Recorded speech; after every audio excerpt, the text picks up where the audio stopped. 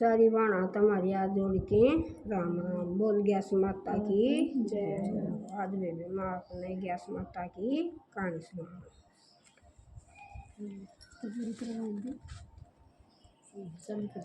श्री भीमसेन बोले, ये पितामह भ्राता युधिष्ठिर, माता कुंती, द्रौपदी, अर्जुन, नकुल और सहदेव आदि एकादशी का दान व्रत करते हैं और मुझसे ये एकादशी के दिन अन्न खाने को मना करते हैं। मैं उनसे कहता हूँ कि भाई, मैं भक्ति पूर्वक भगवान की पूजा कर सकता हूँ, परंतु मैं एकादशी के दिन भूखा नहीं रह सकता। इस पर व्यास जी बोले, हे भीमसेन, यदि तुम नरक को बुरा और स्वर्ग को अच्छा समझते हो तो प्रत्येक माह की दोनों एकादशियों को अन्न न खाया करो। इस पर भीमसेन बोला कि पितामह, मैं आपसे पहले भी कह चुका हूँ कि मैं एक दिन एक समय भी भोजन किए बिना नहीं रह सकता। मेरे लिए पूरे दिन का उपवास तो करना कठिन है। यदि मैं प्रयत्न करूं तो एक व्रत अवश्य कर सकता हूं। अतः आप मुझे कोई एक व्रत बताइए जिसे मुझे स्वर्ग की प्राप्ति हो। श्री व्यास जी बोले, आयु पुत्र, बड़े बड़े ऋषि और महर्षियों ने बहुत से शास्त्र आदि बनाए हैं कि मनुष्य को दोनों पक्षों की एकादशियों का व्रत करना चाहिए, इसमें उन्हें स्वर्ग की प्राप्ति होती है। श्री व्यास जी के वचनों को सुनकर भीमसेन नरक में जाने के कारण अत्यंत भयभीत हुए और लता के समान कांपने लगे। वह बोले कि पितामह, अब मैं क्या करूं, क्योंकि मुझसे व्रत नहीं हो सकता। अतः आप मुझे कोई एक व्रत बताइए जिससे मेरी मुक्ति हो जाए।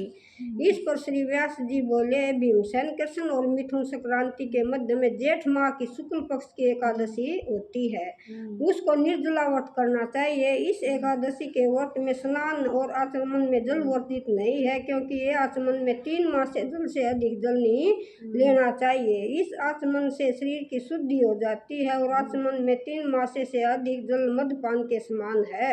इस दिन भोजन करने से व्रत नष्ट हो जाता है। यदि सूर्योदय से सूर्यास्त तक मनुष्य जलपान न करे तो उसे 12 एकादशी के फल की प्राप्ति होती है। द्वादशी के दिन सूर्योदय से पहले उठना चाहिए और स्नान करके ब्राह्मण को यथा योगदान देना चाहिए। इसके पश्चात भूखे ब्राह्मण को भोजन कराना चाहिए, तत्पश्चात स्वयं भोजन करना चाहिए। इसका फल संपूर्ण एकादशियों के फल के बराबर है। ये भीमसेन, स्वयं भगवान ने मुझको कहा था, इस एकादशी का पुण्य समस्त तीर्थों और दोनों के पुण्य के बराबर है। इस दिन निर्जल रहने से मनुष्य के सब पाप मुक्त हो जाते हैं। जो मनुष्य निर्जल एकादशी का व्रत करते हैं उसको मृत्यु के समय भयानक यमदूत नहीं दिखते हैं।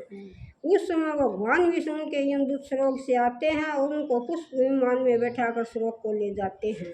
अतः संसार में सबसे श्रेष्ठ निर्जला एकादशी का व्रत है। अतः यत्न पूर्वक इस एकादशी का निर्जल व्रत करना चाहिए। उस दिन ओम नमो भगवते वासुदेवाय का मंत्र उच्चारण करना चाहिए। व्यास जी के ऐसे वचन सुनकर अपने निर्जल व्रत की उसने भीम ने निर्जल व्रत किया। इसी एकादशी को भीमसेन या पांडव एकादशी भी कहते हैं। निर्जल व्रत करने से पहले भगवान की पूजा करनी चाहिए। उसे विनय करनी चाहिए कि दूसरे दिन भोजन करूँगा, मैं इस व्रत को श्रद्धापूर्वक करूँगा, इसमें मेरे सब पाप नष्ट हो जाते हैं। इस दिन एक बड़े वस्त्र से ढककर शरण सहित दान करना चाहिए। जो मनुष्य इस व्रत को दोपहर में स्नान तप आदि स्नान करते हैं उनको करोड़ों फल सरोवरण के दान का फल मिलता है। जो मनुष्य इस दिन यज्ञ होम आदि करते हैं उसका फल वर्णन भी नहीं हो सकता। इस निर्जला एकादशी के व्रत से मनुष्य विष्णु लोक को जाता है। जो मनुष्य इस दिन अन्न खाते हुए चंडाल समझना चाहिए, वे अंत में नरक को जाते हैं। ब्रह्मा हत्यारे, मद्यपान करने वाले,